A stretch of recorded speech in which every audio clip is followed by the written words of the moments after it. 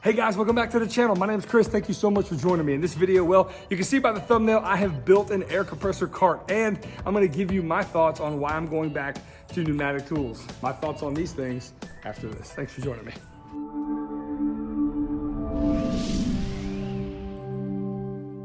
Okay, first, a little overview of why I'm going back to pneumatic tools instead of these battery-powered ones, or at least my brad nailer. One, I love this thing. It's lightweight. I know exactly how it works. I know how to dial it in with the air pressure and the dial on here, and I know the depth that I'm gonna get every single time. This one, well, it doesn't work all that well. It may just be this gun. This may just be a lemon, and I don't know. But it's inconsistent. I'm having a hard time getting the actual nails to fire about 30 to 35% of the time. Imagine that. I basically hit it, it goes, it looks like it, and nothing there. No nail whatsoever. I basically reset it, go again, and then it works. This happens more often than not, and it's kind of a bummer. But this is right at home. And if you've ever used pneumatic tools and you've ever gone to something like this, you know the lightweight aspect of this is amazing, and this is pretty clunky, and it doesn't work as well. So those are my opinions. Let's get into this build, and hope you enjoy this one. So this entire build is going to be made from Baltic birch, of course, and well, this is a different thickness than I'm used to using. My local dealer had this 5/8 of an inch thickness, which isn't your standard fare. Typically you go with 3/4 of an inch or 1/2 inch, but this is a little bit thicker than 1/2 inch, and I think it's going to be just right for this build. I'm working on the base of the piece, and as you see here, I'm cutting out a half circle. This is to alleviate the need to take the air compressor out when you need to go ahead and purge the liquid that sometimes builds up, the water vapor that sometimes builds up in the actual tank. So as you see me doing here, I'm cutting some strips down, and this is gonna frame out the base, which is gonna hold everything in place. Really just glue and brads, all I'm using here. Simple construction.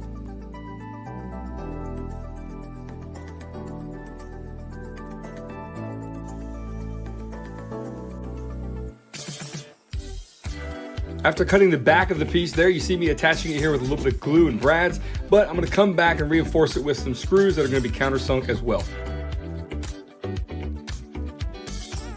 So I've got about a 1 1/4 inch strip I'm gonna cut in half. I'm gonna layer those two pieces together with some CA glue and activator, and then I'm gonna go ahead and take these clamps and really clamp them down hard for about 2 or 3 minutes.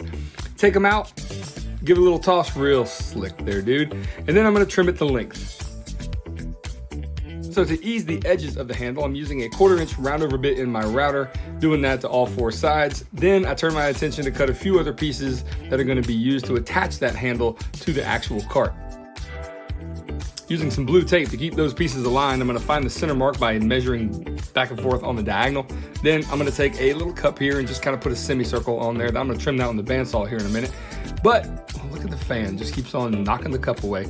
Drilling a hole in the middle gives me a reference mark for later. You're gonna see what I'm gonna do with that.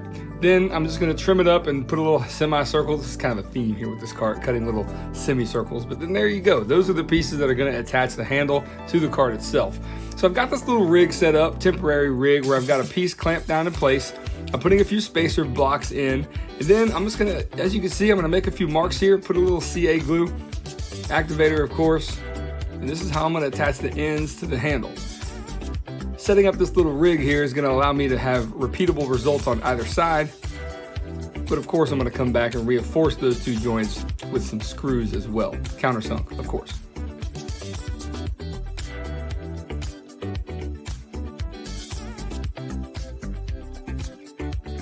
So clamps in my shop, and yours probably, not only hold pieces together while glue is drying, but they're an extra set of hands as well. In this case, that's what they're doing. They're holding this piece in place while I can go ahead and put the battery right in front of the camera, giving you no shot of what's going on.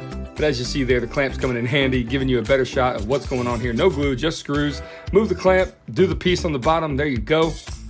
And you're in business. Handles attached. Now, I do want to thank Rockler as well. They've sent me a couple of things here. They got some really cool casters. I'm going to link down below where you can find all of Rockler's casters. These are kind of a hybrid office chair slash inline skate caster. I really like them. I like the aesthetic, and they're going to go perfect for this build. So, well, yeah, of course, I'm gonna put French cleats on the back of this thing. I would much rather have them there and not need them, and then need them and not have them, right? So, some glue, some brads, all you need to do, evenly space them out, and we are good to go by putting cleats on the back of this piece.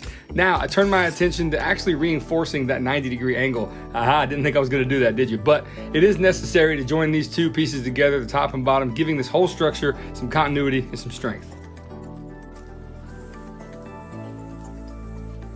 Okay, now it's time to make the first of a few accessories that are gonna go on the cleats on the cart. This is a place where I'm gonna be able to wrap up the air hose and keep it nice and tidy. So I've layered up 3 pieces of plywood, just glue and brads is all I need. I'm gonna take them over to the bandsaw and kind of ease the edges on one side. This is being the top of the piece, so the hose has a place to kind of rest easily. I'm then taking a bit larger piece of Baltic, and I'm gonna go ahead and cut the same profile and then round it over, realizing that the router bit sticks out a little bit too far, some bench cookies elevate it. Easy fix. All right, so we're doing some assembly now. We're gonna join this together with some activator and CA glue. Of course, wood glue is in there as well. We're gonna make some marks, and I realize something's going on. My lighting is moving around. This is a little contraption I've got for some shop lights. And my son is absolutely fascinated with wheels. I mean, he's only 2 years old, he's a toddler, but these kind of moments are actually pretty funny. I'm actually glad I got that on film. I figured I'd share it with you. And by the way, my shop is plenty safe for these kids. I just want to let you know that as well. Okay, reinforcing that joint that's gonna hold the air hose. Again, we're gonna put a longer piece on the back. This is gonna be the one that's gonna have the cleat attached to it. We do so thusly with a support piece on the bottom, and that is the air hose holder complete. So I'm gonna nibble away some material here on a couple of pieces of Baltic that I've joined together. This right here is my favorite thing about making projects, and especially making shop projects, is that I have a need. The need is to hold the air gun to the cart. And you just kind of follow your nose and make a few things, see if they work. Some do, some don't, but that's the beauty of it, is that you can kind of do whatever you want and figure out things the way you want to. And I really hope you guys do that same kind of mentality in your shops as well. And this is really cool. It's just plywood and screws and glue, but man, is it satisfying to get out there and build something, especially when it works. So if you follow me on Instagram, you'll recognize this picture. Sometimes I try to get people to guess what I'm making, and yeah, a lot of people give really great guesses. Some get it right, some don't, of course. And this is, of course, the piece that's gonna hold the cord together. A little bit of Velcro, and you're good to go. Now we turn our attention to the nails. Well, I don't need anything fancy for this. I'm just gonna take some Baltic birch, like I said here before. This is actually not the same thickness. This is 3/8 of an inch. And I'm using this to kind of go ahead and make these little cavities. Again, I love projects where you just kind of follow your nose, like I've said before, and you just put something together and see if it works. But this is gonna be a little tray to hold all different types of nails. As you see, they go in descending order from longest to shortest. Glue and brads, pretty simple construction. And again, this is gonna go on the cleat wall that's gonna be on the back of the cart, or at least I thought it was. It turns out that, well, I had a little accident. I had to trim off a little nail that came through. That's a pretty cool shot. But as it turns out, when I installed the cleat on the back of this piece, after I loaded these things up, it didn't really fit on the back very well, and I had to come up with a different solution. And well, as you're gonna see here, time to take a break. I've said this before, my first shop I had in this house was the garage. When the door was open, it was open to the street, and it was dangerous for the kids to be with me. Now that we're behind all the fences and back in the backyard, these moments can happen, and it is absolutely amazing. I love it. Now that break time is over, it's now time to come up with a solution to install the brad nail tray in the front of the cart. And how am I gonna do that? Well, yep, you guessed it. Just a few more French cleats right in the front, which is gonna be perfect for that. The next cleat accessory, I'm gonna need to drill 2 holes, and I'm gonna use this brad point bit set, 25 pieces, all different sizes from Rockler. I'll link it down below as well. And as I'm doing this, I got it clamped in there, but I made a huge mistake. I simply went too far, and I drilled a massive hole into my work surface. So what am I gonna do? Leave it there? Well, no, I'm gonna fix it. So I'm gonna flood the surface with some Starbond CA glue, kind of stir it around, throw some activator on it, put some more sawdust in it, over and over again. This probably took about 2 minutes. Sand it flush, and now that thing is dead flat. You can't even tell it's there with your finger, and it serves to me as a reminder, to be careful and not mess up too much. So sometimes you make mistakes, and now I like leaving mistakes in my projects to show you guys what really happens.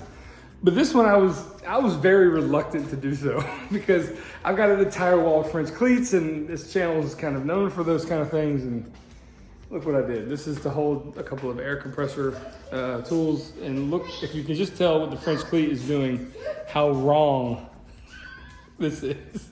I'll show you real quick. Oh my goodness, I cannot believe I did this. So yeah, the French cleat rests up against the wall like this. Yeah. So anyway, it's an easy fix. You simply put another cleat on it like so, like that, and then of course we'll do it the right way this time. Accidents happen. Even if you've done, I don't know how many feet of this, I still had a brain fart. I just wanted to share that with you. So this accessory is basically just gonna hold two things. One is a tire inflator for a car, and the other is an air gun to kind of blow off a surface in case you need to clean up real quick. All right, so here are a few shots of it getting put together in all of its glory. As you can see here, the hose sits in the back, all nice and tidy. The cord is wrapped up on the side, and of course these French cleat adapters are really awesome.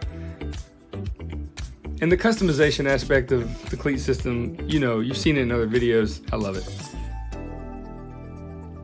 Now, you may be wondering, why did I make a cart for this and why is it mobile? Well, one, it's nice to take it various places if you need it, but the other reason is air compressors accumulate moisture.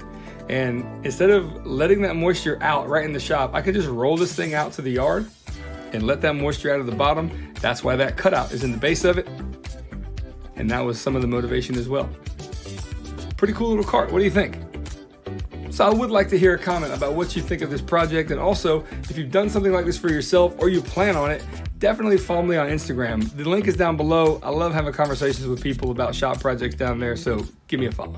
Well, there you have it, guys. That is the air compressor cart complete. Thank you so much for joining me for this project. This is a really handy thing. It's a little bit shorter, of course, because it's going under a new workbench I'm gonna make, but I think it turned out fantastic. I do wanna know your thoughts. I love having conversations with you guys in the comments section. As always, I thank you so much for being here. These projects are absolutely a blast to build, and again, thank you for coming along for the ride. You guys wanna check me out on social media as well, besides here, Instagram, I'm pretty active on there. I'm gonna put a link down below. Please follow me down there on Instagram. We have a lot of fun down there as well. If you follow me there, we do a little thing called WIT'em, which stands for, what is this thing I'm making? Which is kind of fun. Kind of something new I'm starting, and yeah, it's been a fun little game. Guys, thanks again. My name is Chris. My wholeheartedly thanks to you guys being here. I'll see you on that next project, and until then, y'all get out and make something, will you? Take care.